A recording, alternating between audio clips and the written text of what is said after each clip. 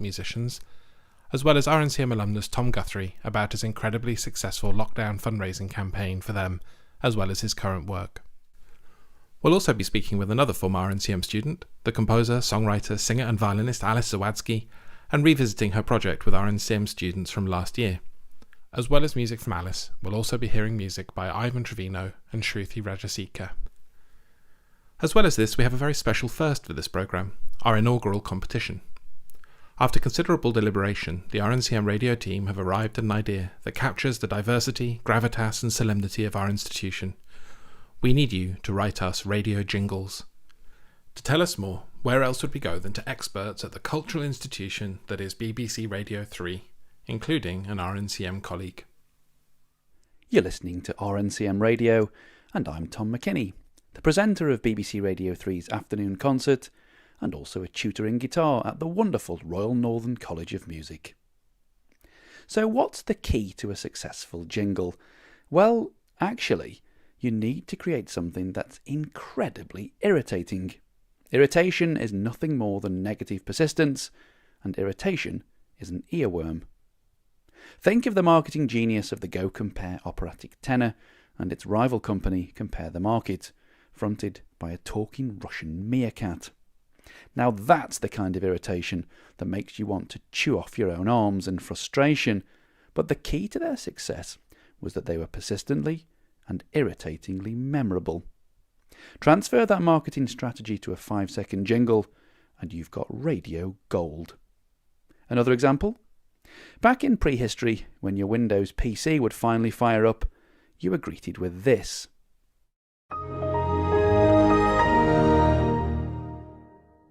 A sound that still reminds me of headbutting the wall in anger as my desktop machine then struggled to configure the latest updates.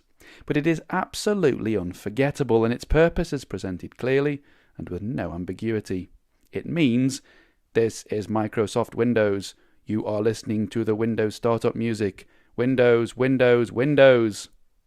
Brevity, clarity, simplicity, and above all else, something spectacularly irritating, but importantly, short enough to be just about tolerable.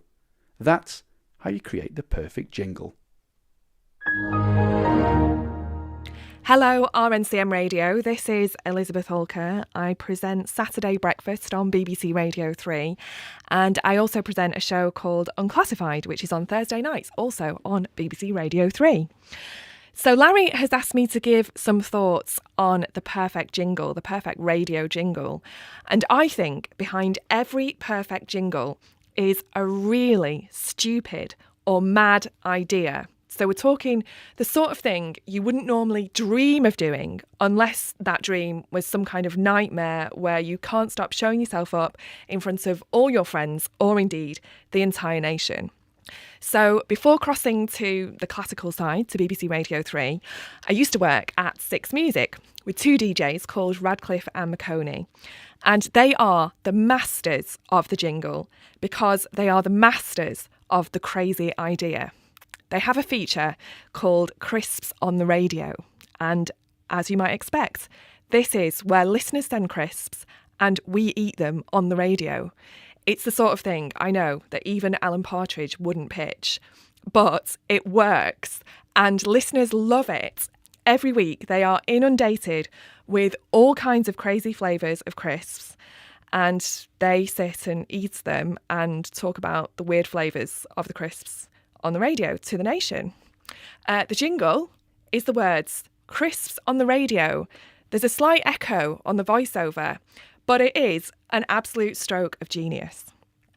So as their music news journalist, they also made me a series of jingles which were different songs containing the lyric music, but then their voices saying news over the top. And honestly, I cannot tell you how often people in the street still sing these to me. And the joke behind it was the mad idea that all these different artists had to go back into the studio and re-record this really famous hit, possibly from the 60s or the 70s or the 80s, with Radcliffe and McKinney, just so they could say news, especially for me. Honestly, it's so mad. Learn from the masters and good luck. So, the competition is officially open.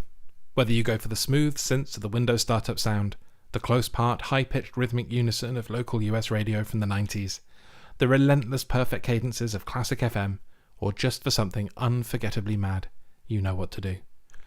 The competition is open to all RNCM staff and students for original radio jingles of any genre or kind, and will be judged by Elizabeth and Tom with the RNCM Radio team.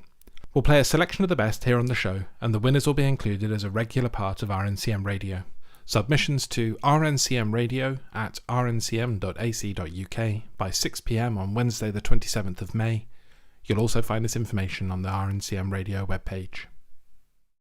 Our first piece today is Catching Shadows by the composer, percussionist and rock drummer Ivan Trevino. The piece was inspired by a playlist of Michael Burrett's, a professor of percussion at the Eastman School of Music in Rochester, New York State, that he and Trevino listened to on a long road trip together. Here it's performed by the RNCM Percussion Ensemble in its sextet version, directed by Lee Yu from a live performance at the college in November from last year.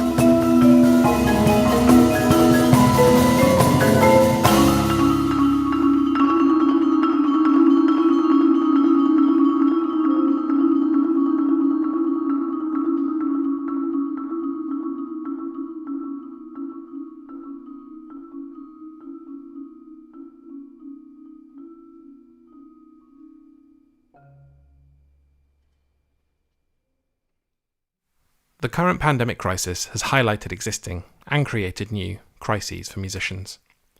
As well as the inevitable effects on many people's health, the situation has badly impacted on professional and student musicians' income.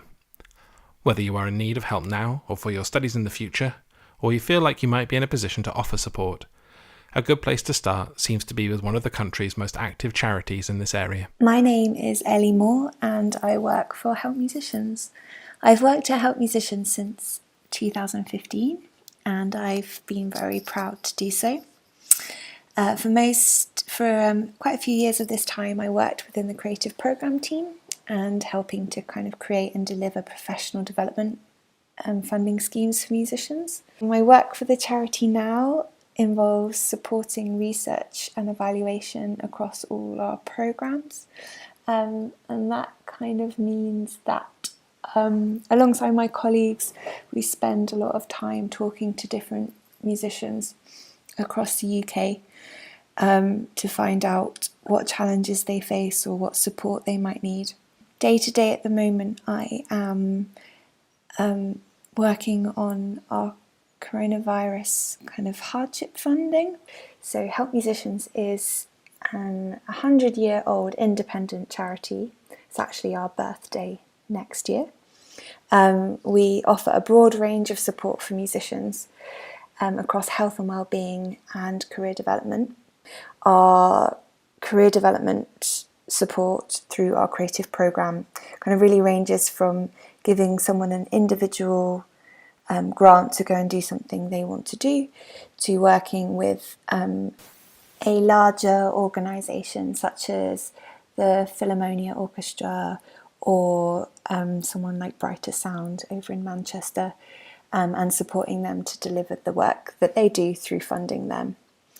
In our health and welfare team, we do things like we support musicians with individual casework. So that could be someone who has suffered an injury and needs some support to get back to work or whilst they're off work. We also have a team of regional visitors and volunteer visitors who go around and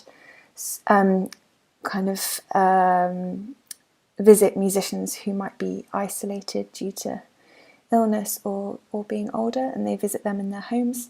So we offer such a range of support, and it really is kind of across musicians' lives, and we offer this support to any musician, any professional musician really, regardless of genre. What about the current funding opportunities for new and existing students? The main support that we offer within higher education is through our Postgraduate Awards.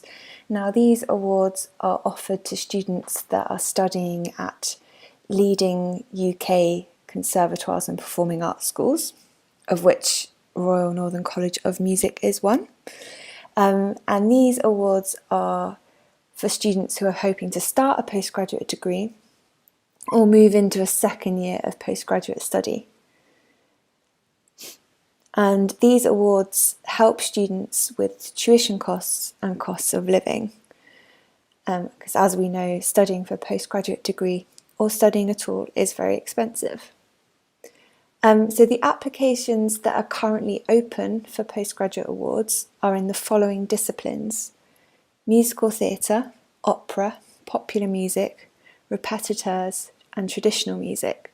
So if you are continuing your study in any of those areas, or if you're going to study in any of those areas or disciplines, then please do take a look at our website, which is helpmusicians.org.uk. The deadline for the current Help Musicians postgraduate funding is the 25th of May. The support the charity offers goes beyond these specific schemes.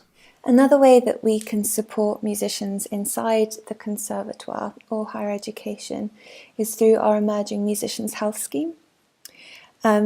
So this is a scheme that we run in partnership with BAPAM, and it's kind of there to offer assistance to students who are suffering from performance-related health problems.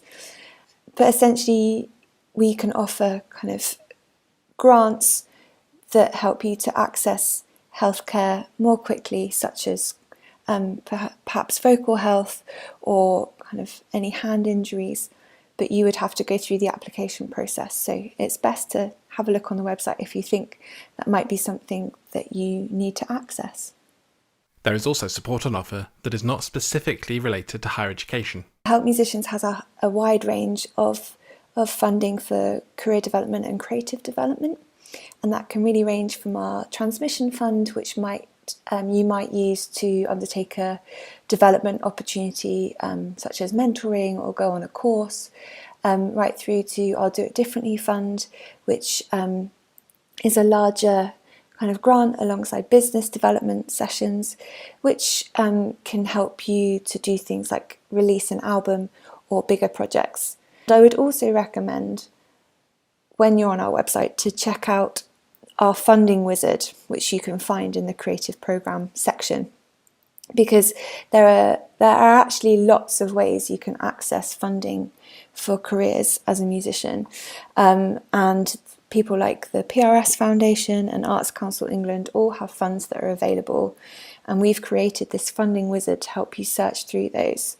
And the further support on offer is extensive. Help Musicians supports professional musicians kind of throughout their careers in terms of health and well-being support. So there is another way we can support you outside the conservatoire or outside higher education, is in times when you might need support with health and well-being.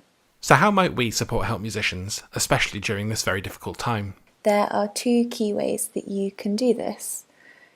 So the first is to simply spread the word about us, which you can do through just telling kind of your friends and family about who we are, or you can visit us on socials and share that way.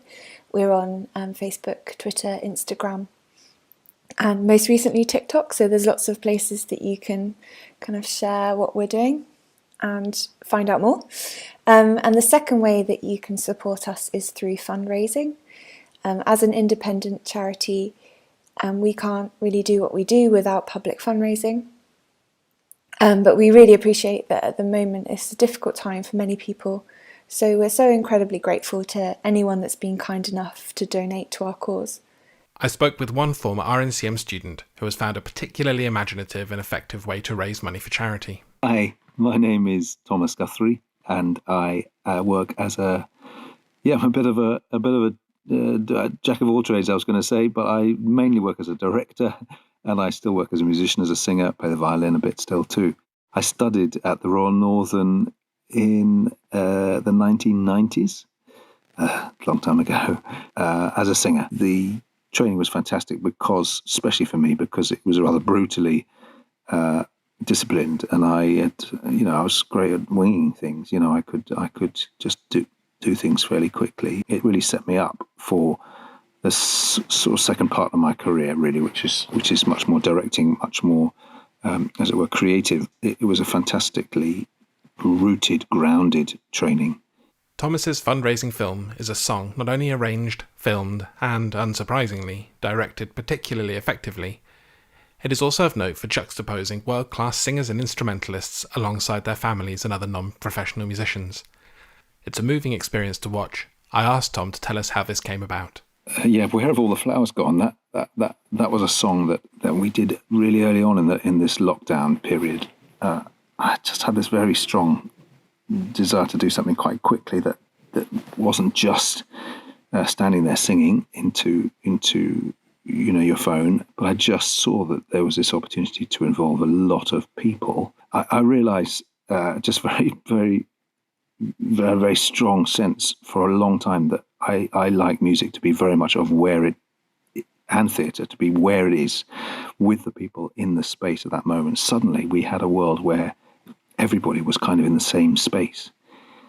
And how do we use that to make something that communicates, that really works? I'd arranged it before for some people at the Indelian Festival, just for whoever was around. And I've also working on a project at the moment to do Schubert songs with arrangements of whoever's around, whoever's available, who what have you got? But the point is, and this is what I discovered so much with for myself with Where Have All the Flowers Gone, is if you just bring people together with whatever they've got to tell a story, to share a musical moment, then you just, that's what it's all about for me. and the success of this film as a fundraising venture has been absolutely spectacular.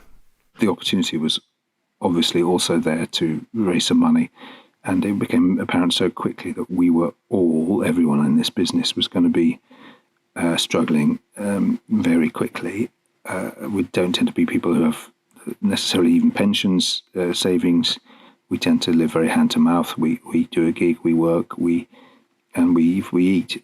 That's generally the way. I know there are probably people a lot more organised, and I'm certainly very fortunate in lots of ways to have been working right up to that point. I know singers, for instance, doing operas had given a lot of money to travel to accommodate themselves wherever they might be. And of course, opera singers tend not to be paid for rehearsal periods. So some people had done 3 or 4 weeks of rehearsal, and then all the shows for which they would have been paid were cancelled. So they were really out of pocket. And I realised that we needed to make a strong statement and a strong call out for funds. Help musicians. It was just the obvious choice because, I mean, I love the name of the charity. You know, it used to be called, I think, the Musicians Benevolent Fund, but that feels like a rather stuffy organisation, doesn't it, for old, I don't know, was that just me? For old musicians. Help Musicians is such a direct name for this charity, and they just inspire me for the way they go around involving themselves in real productive and constructive ways. So I'm delighted also to say that we've just raised £10,000. That was our target. We've just met that target, and hopefully we can keep raising and finding new ways to raise more money for people who really do need it in this business of ours. I find that the openness, quality and charitable ethos of this completely humbling, and reminds me why we might put on public work, no matter how modest or high profile. We bring people together, whether we're isolated and shut at home or not. Please watch Thomas's arrangement of Pete Seeger's Where Have All the Flowers Gone, featuring over 100 performers, which you will find at thomasguthrie.com/songs, along with a link to donate to help musicians if you are able to. Just to say finally that to any ex-RNCM or current RNCM students, you just keep thinking, keep being imaginative, keep reaching out, keep sharing ideas, thoughts, keep creating stuff. It's so important that we all have that view. Be open to everybody. Don't try and limit yourself or anybody else. Let's keep using this fantastic opportunity actually to reinvent what we do, to rethink it, to reground it, to make sure it really is what it should be. In other words, something which is for people, for everybody. Talking to a few of our students who have travelled home overseas. The RNCM is an international community, and I've been made aware of some of the complexities in deciding and having to travel, and at what point it would be safe to return to Manchester to see friends, reclaim positions, and in some cases move out of student accommodation. Today we're going to hear from a few of our students currently in Spain, Greece and Germany, as well as one student composer who is further afield in the USA, who will also introduce a recent piece. Hi, RNCM people and everyone, is Angelina. I'm a pianist and I'm currently in Greece at my parents' house, where I decided to travel in end of March so I wouldn't be alone in Manchester. It's been very nice here. Weather is getting better and better every day. Temperature is improving. You start feeling that summer. Hi, my name is Sebastian Winter, and I'm a fourth-year undergraduate composer studying with Professor David Horn. I've returned from New York City on March 11th, where I've experienced the beginning of their pandemic firsthand. A day after my return to Manchester, on March 12th, I made a decision to travel home to Germany as a result of my personal disapproval of the plan to establish herd immunity in the UK. The trip itself was very dramatic and a huge adventure. I was lucky I didn't book direct flights from the UK to Greece, because a week I had the flights to come back, it was a week that Greece stopped the direct flights. So I would be completely screwed if I had done that. But I had flights through Netherlands to Athens and then to Thessaloniki. The problem arrived when my flight from Athens to Thessaloniki cancelled, and the only other option was a flight for the next day to Thessaloniki. So I waited approximately 18 hours at the airport of Athens for the next flight, and that was huge. Even in the good days it would be a lot, but now with every move I was doing, I was thinking, okay, go wash your hands. You now want to touch your laptop. Go wash your hands. You now want to take a photograph of this.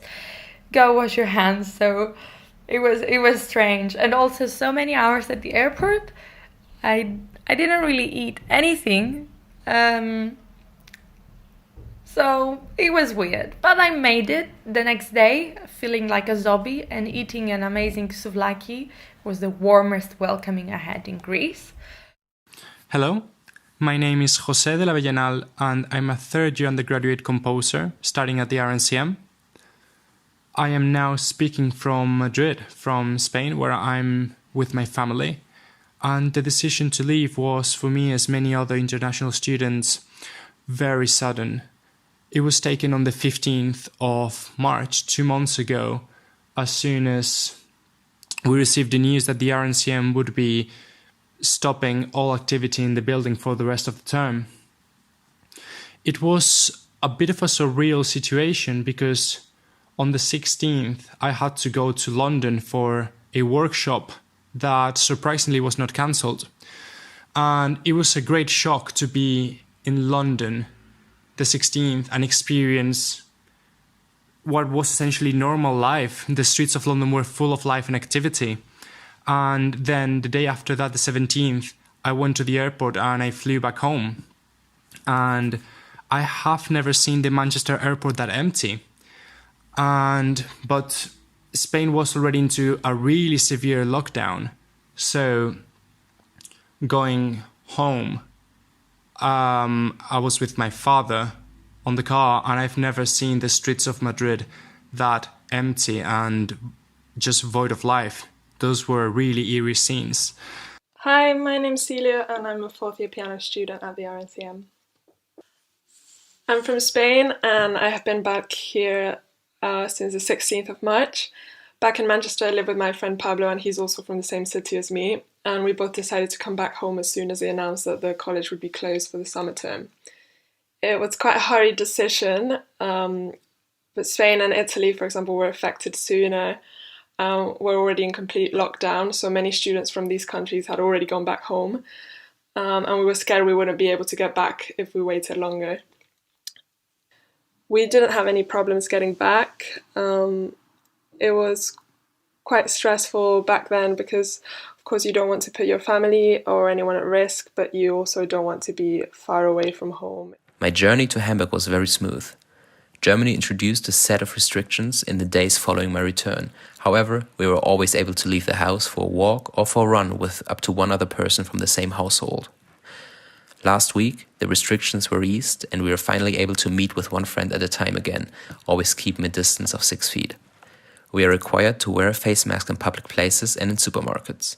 But luckily I could get where I needed to be, and luckily since last week the lockdown measures have been eased a bit here in Madrid, and hopefully things will get better with days. With remote course and work, luckily as a composer, it is quite easy for me to work long distance, and we have been given great facilities not only by the composition department and the RNCM, but also by external programmers. For example, many programmers like Cycling 74 have been given temporal licenses of their composition software away for students to use. So this has been allowing me to keep working, keep creating. I think all this situation helps you find many alternatives to get over in that new life that all of us are getting in. It felt a bit weird and strange in the beginning with all the online teaching. I'm teaching online my students, and that online teaching for myself, my piano lessons with Mare. But it's nice because it makes you more innovative and to find more ways to make the lessons interesting and enjoy them, even though you're lacking all this good sound quality and experience you would have if you were face to face with someone, especially with music. Remote composition lessons with David have been excellent. I sent him my Sibelius files in advance and we discussed them on Skype. While in lockdown, I wrote a piano duo for the RNCM Gold Medal competition called Silver Lining, which is my musical response to the rapid change of circumstances that many people experienced during the past months. While these are challenging times, I aspire to look out for silver linings along the way, as they can contain life's most valuable gifts. I'm currently working on a long-distance duet for B-flat clarinet and alto saxophone, for which I'm collaborating with former RNCM students Andy Mellor and Grace Juliet. It's such a shame because in the summer term we are finished with academic studies and it's very much focused towards performance, especially our final recital, which is such a big part of our course. And of course, as pianists, we rely so much on pianos at college. So here I just have a keyboard and not very understanding neighbours. But you do what you can, and I'm having time to do other things apart from practicing, which is nice. I'm writing music and doing a lot of online Zumba and that sort of thing. Yeah, and I'm getting back in a week. And that's because I have to move out of my flat in Manchester by end of June. And I couldn't really wait also to come back to see my boyfriend. So I was trying to find the possible earliest flights to leave Greece. It's a bit strange when you have all these logistical issues to solve, and many people and friends from the UK tell me, oh wow, you're so brave, you're traveling back and you're not staying in Greece. But I kind of missed my life in the UK, even though I know nothing is moving right now. I can't wait to be there even for a month. So we're still in lockdown, but things are definitely getting better and I'm optimistic for the future. I hope everyone else is really doing well. My best wishes from here. Can't wait to see everyone. My name is Shruthri Rajasekar and I am a composition student at the postgraduate level at college. And I am undertaking the one-year course thanks to the generous support of the Marshall Scholarship, which is a fellowship given by the UK government to American students to pursue graduate study in any field. So I'm very, very fortunate to have that support. I'm currently in the US, which is home for me. And the decision to come home was not one that we took lightly, we being my family and me. Indeed, we went back and forth about it for many, many days, largely because we had no idea how this situation would play out, as has been the case for everyone. But when I finally decided to come home, it was in the understanding that it would be a temporary move. I had a day and a half to prepare, and on the morning that I left was the day that the UK announced its lockdown. Rather, they announced it that night, and I left the following morning. So I wasn't even sure whether the flights would take off. It looked like everything was open, but there was a lot of confusion and a lot of unknowns, which has really marked the situation for everyone. I had been really looking for a direct flight back home because I didn't want to be in multiple airports at this time, but those flights were simply not available. As we were watching, flights were getting cancelled. So the routes that I eventually took was Manchester to Amsterdam, Amsterdam to Atlanta, Atlanta to Minneapolis. So many flights had been cancelled, there were very few options for me, and so the route I was to take had a very, very short layover. And this was compounded by the fact that when we landed on US soil in Atlanta, we were faced with completely new health procedures, which the airline themselves had not known about. So we got up to line up and get off the flight. There was no question of social distancing being observed, to be honest. Everybody was just in a rush to get out. And then they actually made us sit down again because the health officials were coming on the flight instead. That is, not letting us into the US until certain tests were conducted. It was not an easy journey for any of the passengers. We were all very tense and rather scared of each other, which I think was a really, really sad thing to see, even though we were united in this, and there was just a certain fear, of course, which has, I think, marked any sort of physical interaction in these days. The piece that is to be played now was commissioned by the college for the Erilyn Wallen in Focus Festival. I was really, really honored to get this commission because I love Erilyn Wallen's music, and I connect a lot with her experiences of diaspora and bringing in and exploring facets of her identity in some parts of her music. The commission came with the idea of potentially responding to a piece of Erilyn Wallen's that my piece was going to be paired with, and my piece was going to be played after her piece. The piece is called Dervish for cello and piano. It's a magnificent, beautiful piece, and one that I found rather mysterious when I was learning and studying it.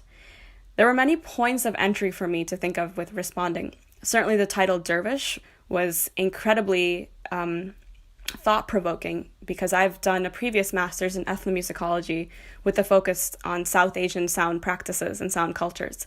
So Dervish immediately led me to go re-research and reread some of the research I had been exposed to on the topic of South Asian spiritual sonic practices, specifically traditions of Sufi Islam. But eventually, I think I came at another understanding of where this title might have originated, but from a very different angle. And so at some point I sort of set aside my research and began to really study the structure of the piece that she'd created, and really loved the sort of block-like structure of it and wanted to create something that really leaned into that. And at the same time had the soulfulness of her piece, even if it was approached from a very different angle. I also started reading about dance and devotion, and I was very familiar with ideas like dervish and sort of ones from my own South Asian cultural practices. But I came across a beautiful passage in, I believe, the second book of Samuel, so a Judeo-Christian passage, in which it says that when David saw the Lord, he danced with might and joy. And I found that to be such a beautiful idea, and I actually never found that exact translation again. As I say in my program note for this piece, it's not I saw you and I dithered, or I saw you and I loved you, but I was too urbane to say anything, but rather living our lives with pure might and joy, being honest and true. I saw you and I danced.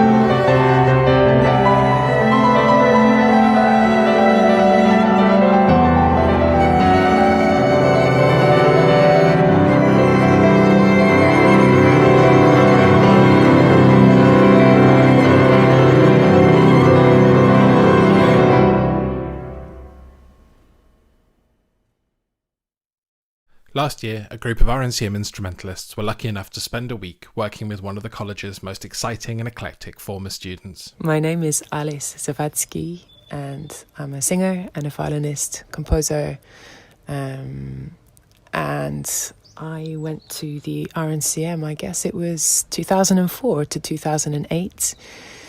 I think those are the correct dates. It's a while ago. And I studied violin there with the brilliant Steve Wilkie. He was just fantastic. I also spent a lot of time doing singing as well. It wasn't my official area of study, but I really enjoyed singing with the big band and jazz collective, and also in kind of some quite interesting projects, often doing the kind of slightly more off-piste singing type roles and jobs. So I had a really beautifully well-rounded time there. Really enjoyed all of the things that the college had to offer, which I'm grateful for. I asked Alice to talk a bit about the kind of music she makes. I guess I work primarily as a vocalist these days. I guess I'm kind of loosely in the world of jazz, but I do find that I really enjoy not being right slap bang in the centre of any particular scenes. You know, I kind of waft around the jazz scene, the folky scene, classical scene, improvised music, soul music, all kinds of stuff. I find that the most interesting music for me, just personally speaking, happens in the peripheries of these places, and sometimes between individuals that you might not normally put together. I always find that very cool. I'm a songwriter as well, and I've got a couple of albums out. My first one is called China Lane, which came out in 2014.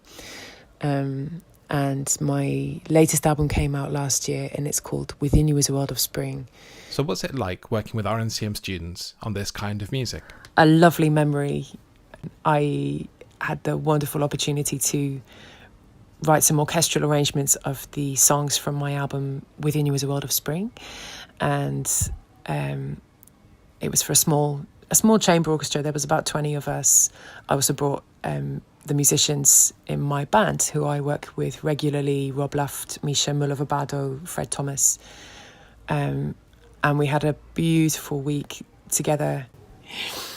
Yeah, it was a really formative experience, and something that I'll always treasure, the memory of.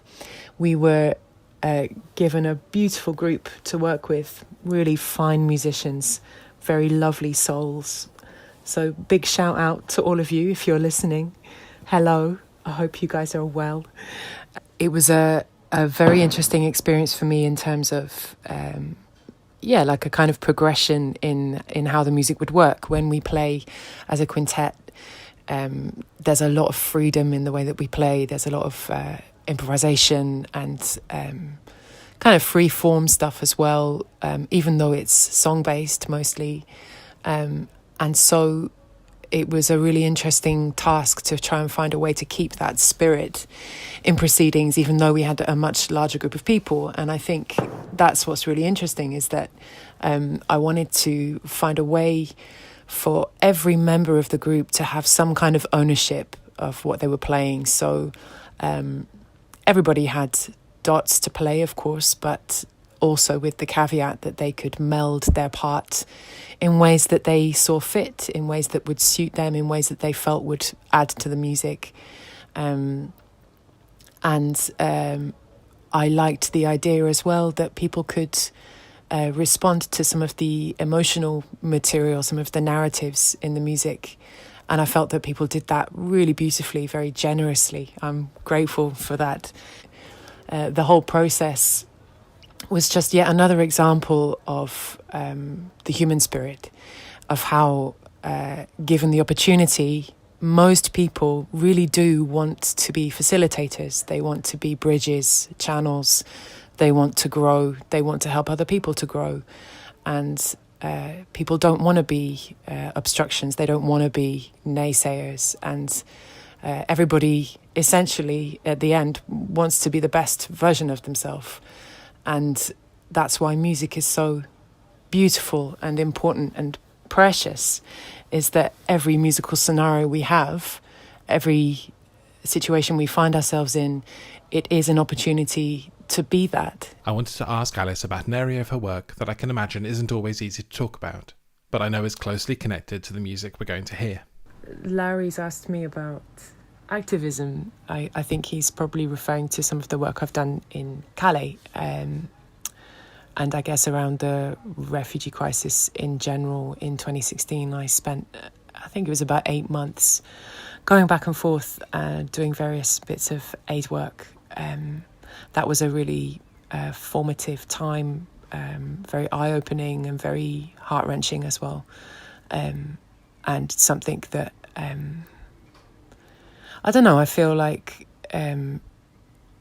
my life is kind of divided into two. It's like my life before that time and my life after that time. I think those kinds of experiences change you. They change you permanently. Finally, I asked Alice to talk about her song, God's Children. This is a very precious song for me, and it was written at a time where I was observing, some of the biggest and most tumultuous aspects of the human condition and experience, I suppose. I think the song, it has a lot of sadness in it, but also a sense of hope, and is a kind of an ode of solidarity and support and acknowledgement of some of the people that I met when I was in the Calais jungle. It's written from the standpoint of one of the camp residents, so it's not written from my speaking voice.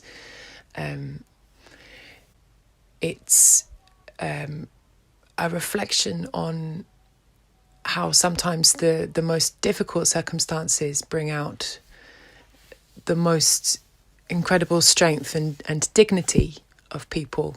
And so I suppose God's Children is about that in a way.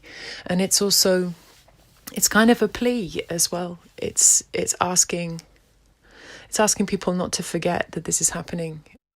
This is God's Children, written and performed by Alice Zawadzki with Rob Luft, Misha Maholova-Bardo, Fred Thomas and members of the RNCM, from a live concert performance at the RNCM in November last year.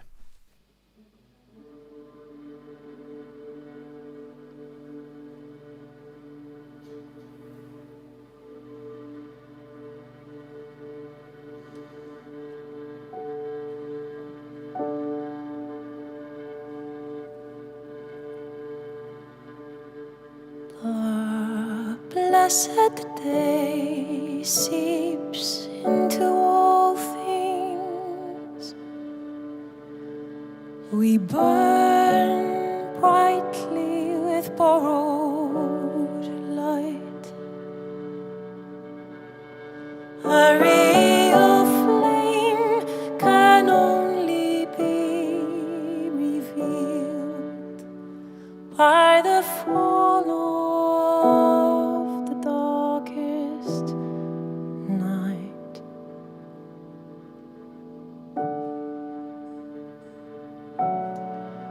My world, it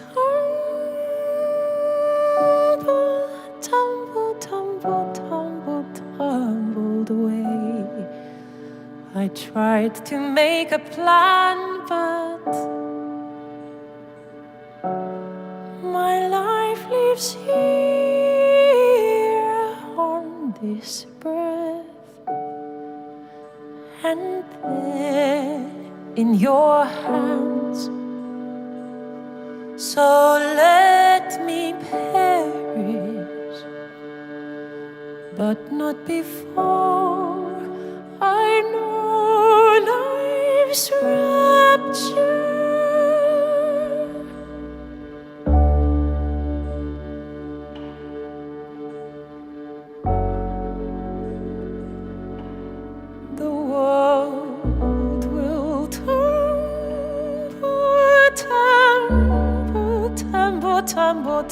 tumble away.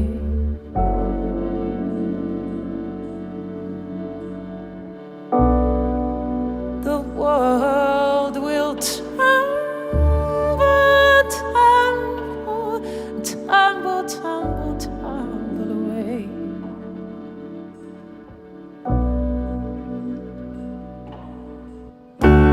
Do you dare to dream? Our dreams not for all men.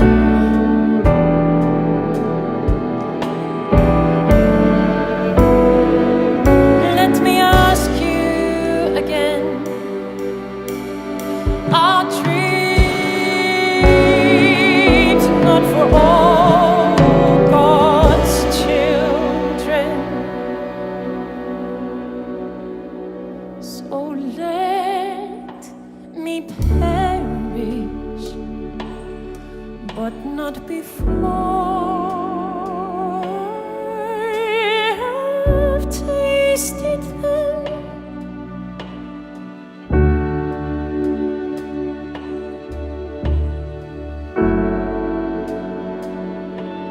The world will tumble, tumble, tumble, tumble, tumble away.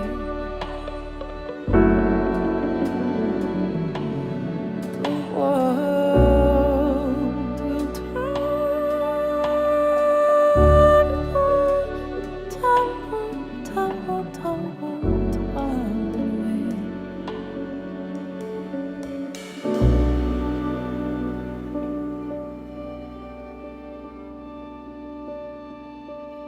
When you cried for me, there a river was born. You cried from the pain of awaking. You opened your heart to my sorrow, and your wretched tears made flowers grow. The fall of night makes men search for stars. Only the darkest night can reveal them. The fall of night makes men search for stars.